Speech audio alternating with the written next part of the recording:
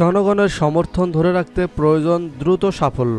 অধ্যাপক ডক্টর মোহাম্মদ ইউনূসের নেতৃত্বাধীন অন্তর্বর্তী সরকারকে আন্তর্জাতিক সহায়তার পাশাপাশি জনগণের সমর্থন ধরে রাখার জন্য কয়েকটি বিষয়ে দ্রুত সাফল্য অর্জনের দিকে মনোনিবেশ করতে হবে।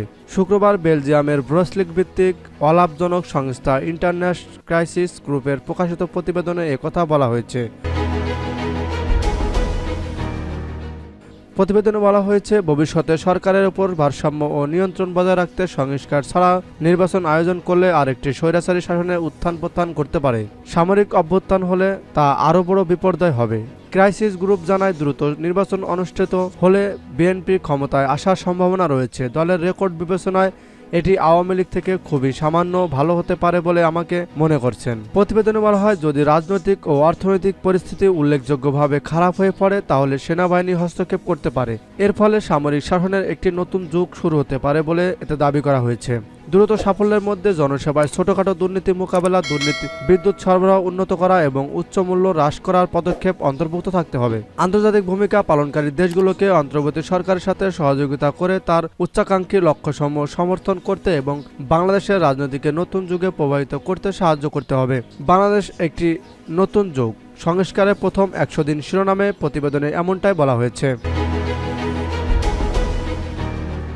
ক্রাইসিস গ্রুপের মিয়ানমার ও বাংলাদেশের জন্য জ্যেষ্ঠ পরামর্শদাতা থমাস কিন বলেন, অন্তর্বর্তী সরকারকে তার দৈনন্দিন শাসন পরিচালনায় উন্নতি করতে হবে যাতে তা জনগণের ব্যাপক সমর্থন ধরে রাখতে পারে। প্রতিবেদন সম্পর্কে তিনি বলেন, ইউনূস ও তার দল ব্যর্থ হলে দেশটি আবার এমন একটি নির্বাচিত সরকারের দিকে ফিরে যাবে যাদের ক্ষমতার উপর নিয়ন্ত্রণ খুব কম থাকবে, এমনকি সামরিক শাসনের যুগেও প্রবেশ করতে পারে। কিন বলেন, তবে যদি তারা সংস্কার করতে সক্ষম হন তবে আগামী কয়েক দশকের জন্য বাংলাদেশের জনগণের উপকার হবে। তিনি বলেন, অধ্যাপক ইউনূস বাংলাদেশের অন্তর্বর্তীকালীন সরকারের প্রধান উপদেষ্টা হিসাবে শপথ গ্রহণের 100 দিন পর দেশ গুরুত্বপূর্ণ সন্ধিক্ষণে দাঁড়িয়ে আছে। থমাস কিন বলেছেন, অন্তর্বর্তী সরকারের শাসন ব্যবস্থা উন্নত করা এবং স্বৈরতান্ত্রিক শাসন ব্যবস্থার পথ রোধ করার মতো নিয়ন্ত্রণ ব্যবস্থা প্রতিষ্ঠার একক সুযোগ রয়েছে। তিনি বলেন, কিন্তু কাজের পরিধি বিশাল। বিশেষ করে অন্তর্বর্তী সরকারকে রাজনৈতিক কৌশলগত সমঝোতা বজায় রাখতে হবে, যার মধ্যে ছাত্রনেতা, বাংলাদেশ জাতীয়তাবাদী দল, ইসলামপন্থী শক্তি, সেনাবাহিনী এবং নাগরিক সমাজের গুরুত্বপূর্ণ ক্রীড়নকরা অন্তর্ভুক্ত থাকবে। ইন্টারন্যাশনাল ক্রাইসিস গ্রুপ জানায়, অন্তর্বর্তী সরকারের সংস্কারের প্রতি জনগণের শক্তিশালী সমর্থন রয়েছে। এছাড়া ছাত্রনেতা ও সেনাবাহিনীর সমর্থন পেয়েছে তারা।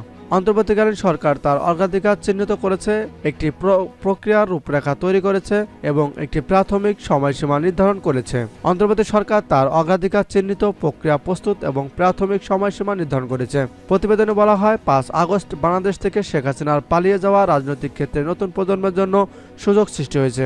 এটি দেশকে গত 5 বছরের দশকের তিক্ত বিভাজন ও সহিংসতার বাইরে বের করে আনতে পারে। ক্রাইসিস গ্রুপ বলেছে, অন্তর্বর্তী সরকারকে রাজনৈতিক সমঝোতা প্রতিষ্ঠা করতে হবে, পাশাপাশি অর্থনৈতিক স্থিতিশীলতা বজায় রাখতে হবে যাতে বাংলাদেশের জনগণ দৃঢ়ভাবে সরকারের পক্ষে থাকে। এতে বলা হয়, এর উল্টো হলে বাংলাদেশ ও তার অংশীদার উভয়ের জন্য অপ্রীতিকর হবে। নতুন কি? সাবেক প্রধানমন্ত্রী শেখ হাসিনা অভ্যুত্থানের 3 মাস পর বাংলাদেশের অন্তর্বর্তীকালীন সরকারের সংস্কার এজেন্ডা স্পষ্ট হয়ে উঠেছে। একই সাথে বর্তমান সরকারের সামনে এগোনোর পথ ঝুঁকিগুলো স্পষ্ট হয়ে উঠেছে। নোবেল বিজয়ী ডক্টর মোহাম্মদ ইউনূসের নেতৃত্বাধীন প্রশাসন আরও 1 বছর বা তারও বেশি সময় ক্ষমতা থাকবে বলে আশা করা হচ্ছে। কেন এটা গুরুত্বপূর্ণ? শেখ হাসিনার 15 বছরের শাসনামলের পর বাংলাদেশের সুশাসন ব্যবস্থা উন্নত করা এবং আরেকটি স্বৈরাচারী সরকারের উত্থান ঠেকানোর সুযোগ এসেছে। যদি অন্তর্বর্তীকালীন সরকার ব্যর্থ হয় তবে দেশটি আগের স্থিতাবস্থায় ফিরে যেতে পারে, এমনকি সামরিক বাহিনীর ক্ষমতা দখল করতে পারে। কি করা উচিত? জনসমর্থন বজায় রাখতে অন্তর্বর্তীকালীন সরকারের লক্ষ্য হওয়া উচিত আরও উচ্চাভিলাষী সংস্কারের জন্য দ্রুত সাফল্য অর্জন। প্রতিবেদনে বলা হয়, দীর্ঘদিন ক্ষমতায় থাকা এড়িয়ে চলতে হবে এবং রাজনৈতিক দলগুলোর মধ্যে নতুন পদক্ষেপের বিষয়ে ঐক্যমত গড়ে তুলতে হবে। বহিরাগত সহায়তা দেওয়া উচিত। বাংলাদেশের জনগণের সাথে ভাবমূর্তি পুনর্গঠনের জন্য ভারতের কাজ করা উচিত। 15 বছর ক্ষমতায় থাকার পর শেখ হাসিনার প্রশাসন ভীষণ অপ্রিয় হয়ে উঠেছিল। প্রতিবেদনে বলা হয়, ক্ষমতা আঁকড়ে থাকার জন্য তার সরকার পরিকল্পিতভাবে বাংলাদেশের পুলিশ, বিচার বিভাগ ও আমলাতন্ত্রের মতো প্রতিষ্ঠানগুলোর স্বাধীনতা খর্ব করেছে। প্রতিবেদনে বলা হয়, যদিও ডক্টর ইউনূসের টিম লক্ষ্য অর্জনে কতটা সফল হবে তা পরিষ্কার নয়, তবে বিকল্প অগ্রহণযোগ্য মনে হচ্ছে। বিদেশি সরকার ও বহুপক্ষীয় প্রতিষ্ঠানগুলো উচিত অন্তর্বর্তী সরকারকে নিরাপত্তা, বিচার বিভাগীয় নির্বাচন ও অর্থনৈতিক সংস্কারগুলো কারিগরি ও আর্থিকভাবে সহায়তা করা। বাংলাদেশের বাইরে ব্যাংক এবং বিভিন্ন দেশে পাচার হওয়া অর্থ উদ্ধারে বিদেশি সরকারগুলোর সহায়তা করা উচিত। প্রতিবেদনে বলা হয়, শেখ হাসিনার শাসনামলে দৃঢ়ভাবে সমর্থন দিয়েছে ভারত। তাদের উচিত ক্ষতিগ্রস্ত ভাবমূর্তি পুনরুদ্ধারে পদক্ষেপ নেওয়া। প্রতিবেদনে আরও বলা হয়, দেশের ভেতরে ও বিদেশের সমর্থন অত্যন্ত গুরুত্বপূর্ণ, যাতে বাংলাদেশের জনগণের দীর্ঘাকাঙ্ক্ষিত রাজনৈতিক ও অর্থনৈতিক পরিবর্তন এই সুযোগ ব্যর্থ না হয়।